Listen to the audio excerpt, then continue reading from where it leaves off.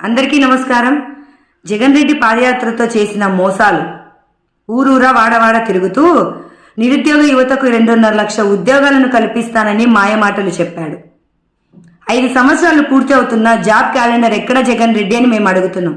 ప్రతి సంవత్సరం జనవరి 1వ తారీఖు జాబ్ క్యాలెండర్ విడుదల చేస్తాడేమో అని 1000 కళ్ళతో నిరుద్యోగ యువత ఎదురు చూస్తుంటే జాబ్ క్యాలెండర్ రాలేదు, కానీ సాక్షి క్యాలెండర్ అయితే ఇంటికి వచ్చింది. జగన్ రెడ్డి అధికారంలోకి వచ్చినాక ప్రతి సంవత్సరం క్యాలెండర్లో డేట్లు మారుతున్నాయి, కానీ నిరుద్యోగ యువత ఫేట్ మారలేదు.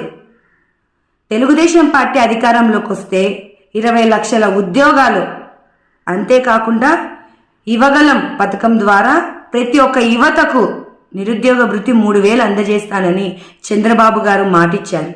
కాబట్టి ఆంధ్ర రాష్ట్రంలో ఉన్న నిరుద్యోగ యువతంతా కళ్ళు తెరవండి. చేయి చేయి కలుపుదాం తెలుగుదేశాన్ని.